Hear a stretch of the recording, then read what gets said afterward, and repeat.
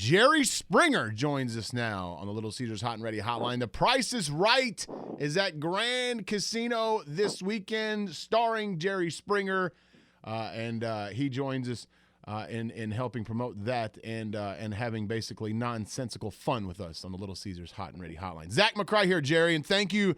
Well, thanks. Please don't get up. Don't get up. Yes, thank you yes, so much. yes. No, thank you, thank you.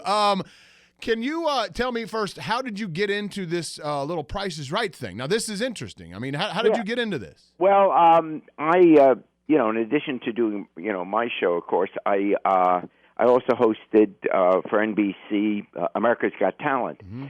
And then for a few years, I took America's Got Talent, the 10 finalists or whatever.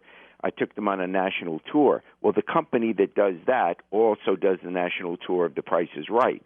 So I guess they were happy enough with me, so they offered me the job to do the national tour of The Price is Right.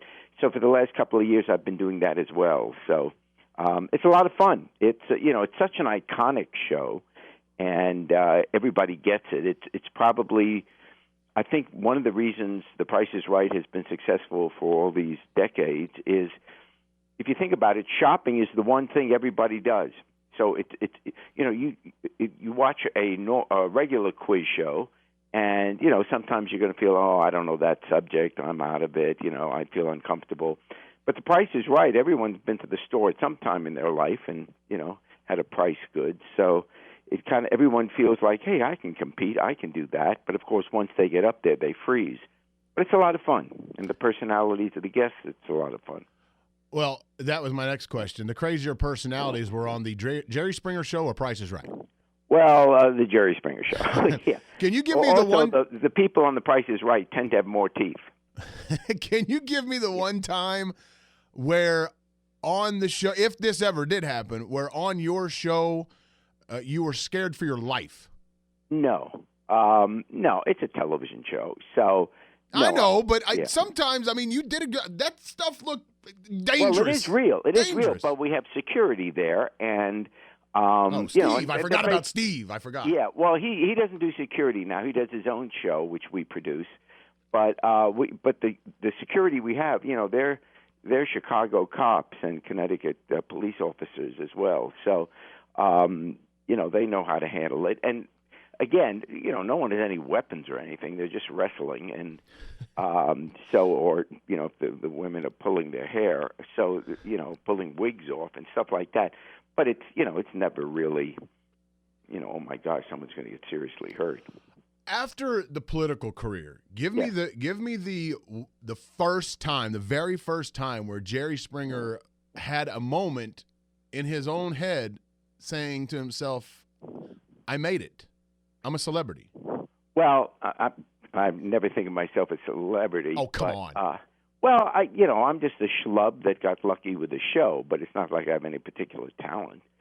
And but when I thought, oh my gosh, the show's really made it, there were two kind of milestones. One was being on the cover of the Rolling Stone, and also being featured on The Simpsons. I think those two things kind of said, wow, this show has become part of pop culture. So I guess that's when I realized this thing's really working, and and I got real lucky. I realized that I'm very lucky. It's funny, he realized it when he appeared on an episode of The Simpsons. I believe that episode was entitled Starship Poopers. Yeah. It was the name of the episode. That's when you knew you made it. Starring Jerry Springer. Yeah. No, it was the Halloween show. Right, the Halloween episode, Starship Poopers is what they called it. Is that what they called it? That's when you know you've made it. Yes, Starship Poopers. That's when you know you have made it. They kind of run it every year on Thanksgiving, on Halloween. So it's like, that was the moment and I walked into the studio that day, and I said, gosh, people are paying attention to this. I've ruined the culture. Have you ever do you have children, grandchildren? How does that work? Yes, we have a daughter, and she's married, and we have a lovely grandson who's 6 years old. And so do you does the grandson sit up on your lap and you're like, all right, come here, grandson, let's watch Grandpa on TV No, here. but this is true. Well, obviously we won't let him watch it, but what is true is he's he's figuring out within the last year that I'm well known, because when we walk down the street, people are always going, Jerry, Jerry. Mm-hmm. And then in school, the other kids, some of them have older brothers and sisters, so they figured out, who I am. So one day last year, he asked me, he came in the room and he said, Opa, how come when we're on the street, everyone's always yelling, Jerry, Jerry? And I said, well, you call me Opa because you're special. We have a very special relationship, but everyone else calls me by my name, Jerry Springer, and I work in television. So that night, we go by his room and we hear him saying his prayers. And this is not an embellished story. We hear him through the door saying, God bless Mommy, God bless Daddy, God bless Mimi, God bless Opa, that's me, and God bless Jerry Springer. So he added me to his prayers. So he sees me as Opa and Jerry. Jerry. You got two characters. Yeah. You lead a double life, according to one 6-year-old. That's very cool. That's very cool. Yeah, it is. He's so great. So, Jerry, I want to ask you, one of my favorite TV shows, I'm absolutely enamored with Genealogy, and Who Do You Think You Are, which is now on in the States, started as a BBC show. You appeared on that show in 2004, correct? Or it was 2008 maybe? Anyways, you appeared on that show, and you found out a lot about your genealogy. What was that experience like as compared to some other experiences you've had in entertainment? It was the most compelling thing that I ever was done on television for me.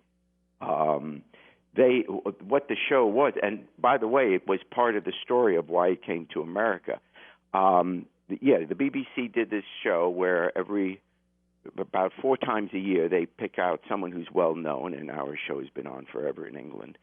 So they pick out someone who's well known, and they go back as many centuries as they can in finding out, your roots. And they spend 9 months doing it. And then you show up in London with your passport, and for 10 days they take you around the world to what they found, but they never tell you ahead of time.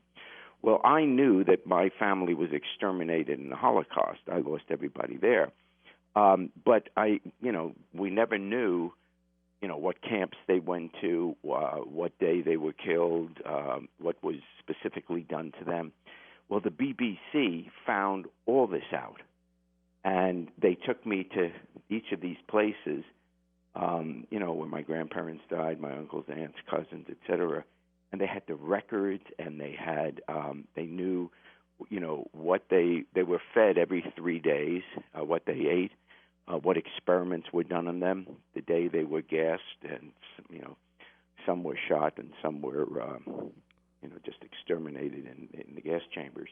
But they had all the records, and it was the most profound thing that my parents never got to find out what happened to all their relatives, but because they have since passed away. But my sister and I, we found out it all. So it was now Lisa Kudrow. She was in London at the time the show aired, and she saw it and was affected by it, and so went to NBC in the States and said, "I'd like to get the rights to that show and do the Who Do You Think You Are here in America." And she was the first one, am I right? That they went back and the first episode in America was Lisa Kudrow. Yeah, I don't know I know she's the executive. She's the one that has the rights to it. I don't know the order of the shows, but you may be right. I feel like Todd brought this show down. I feel like my co-host. No, it's an unbelievable show, and I've seen that episode. Well, you just opened up a lot of wounds for Jerry Springer. I mean, no, that's fine. But what Jerry does is he does entertainment, and it was great entertainment to watch that show because it was like he said, it was one of the more compelling things I've ever seen. Give me the one-time Jerry Springer with us. He is at the Grand Casino this weekend hosting The Price is Right live, and he's with us on the Little Caesars Hot and Ready hotline. Give me an example of Jerry Springer, because I know there are some, being a diehard sports fan. I mean, I know you had Cincinnati. I know you're a Yankees fan. Whatever comes to mind, like, this is my sports story. It's what? Well, my sports story was when I came to America, I was 5 years old.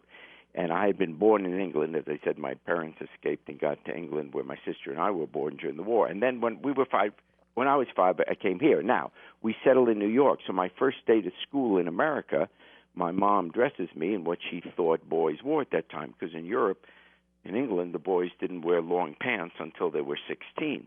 So I wore my little blue shorts and jacket, a bow tie, a beret, and knee socks. And I had a British accent, and the kids beat the crap out of me and ripped my suit. And the next day, the same thing happened. Well, I was running out of suits, and my mom was running out of sons. So she goes up to David's house, who's in my class, and asks the parents, what does Gerald have to do to be accepted here in America, And kind of what she got out of it was that what was big in America, this was 1949, was baseball, particularly in New York. It was the only sport being televised. And New York had the New York Yankees and New York Giants and the Brooklyn Dodgers. So baseball was everything. We never heard of baseball in England. So she goes to the department store and she buys me she says, Gerald needs a baseball outfit. Well, it turned out to be a Yankee uniform. So she said, Gerald, put this on. I had no idea what it meant. It just looked like a silly outfit. She says, wear this to school tomorrow. And I wore that to school. Nobody touched me. Because back then, to have your own baseball uniform. Really? Oh, my gosh. And so I was afraid in the first and second grade ever to go to school without wearing my Yankee uniform. And Really? that's why I became this diehard Yankee fan. There's my baseball story. That's a pretty good story. Now, did you ever when did Jerry Springer start inflicting pain on classmates? Yeah. Did that ever happen? Or No, I imagine you in your Yankee uniform just beating I'm the living tar out of a kid. No, you see, I'm pretty much of a wimp. I mean, I'm a normal size now, 6 feet. But when I was a kid, I was always the shortest kid in the class. No, I would try to tell jokes to get out of trouble. I would never fight. Probably would have been nice to have Steve around in the first and second grade, right? There you go. Yeah. You probably get what's the one? Let me stay, because Todd, that of course that's a question that Todd would ask. What give me the question that you get the most, that you're like, dear Lord, can everyone stop asking me that? Well, the most, I don't mind. I mean, look, the show is what it is. But usually it's, where do you find those people? And usually Oklahoma City. But no, the truth is, wherever I am and I'm asked that question, I always give that town. Use that city? Yeah, absolutely. But the point is, what is the truth is the people are from everywhere. And all you have to do is open up any newspaper on any given day in any city in America, and by the time you get to page 3, I've got 20 shows. So it's all over, so we can't pretend that, it doesn't happen here. It happens in all kinds of families.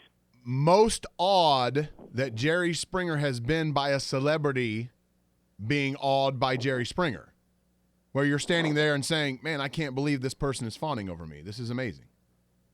Oh, good question, and I don't have... Oh. Well, sometimes I'll read articles, that people said, they always watch the show or they really like that.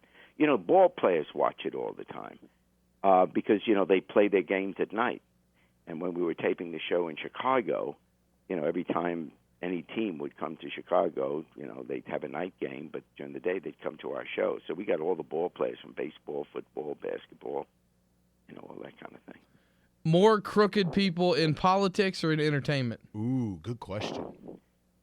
Well, in politics, they tend to be intellectually dishonest. In other words, it's not so much that most politicians steal. Obviously, they don't. But they don't always tell the truth because they want to be reelected. So they start to rationalize their positions simply because that's their job. And if they lose the next election, how are they going to put food on the table? So you get intellectual dishonesty in politics. But then in any other business, you just get some people who are crooks. Last one. All right. Yep. Last one. How did you propose to your wife? It was actually on Christmas Day, and she lived on a farm in Kentucky, and we were standing by a horse, and the horse's name was Guy. And I remember I was by the fence, and the horse was kind of nudging me, not just pushing me. And I'm nervous, trying to ask Mickey if she'll marry me, and whether it was the fear of the horse or whatever. But she said, So you had a witness. There you go. Yeah. One more. I have to ask you, okay. Jerry. Tell everybody that if they get tickets to see The Price is Right this weekend, Sunday night at the Grand Casino in Shawnee. Tonight. Yeah, it's tonight. Tomorrow afternoon and night, and Sunday tomorrow night. Right. Sunday day and night. I said Sunday. I apologize. I said Sunday because we're going to be giving away some tickets for Sunday. Oh, I see. Here coming up in the next hour. But if they go see The Price is Right this weekend, what kind of show can they expect? How much fun is it? It's a lot of fun, and having nothing to do. It's just a lot of fun. So, and they'll see The Price is Right, and I also joke around a lot with the contestants. So it gets to be a little bit of comedy as well as just playing The Price is Right, and it's a fun night. I mean, that's why it's been going on for years. They really will have a good time. It's a family show. You don't have to think, oh my God, it's a Jerry Springer show. No, nothing like that at all. It's pure family fun. Jerry, thanks, man. We're very grateful. Thank you so much. Thanks for having me. Okay, Bye-bye. you got it.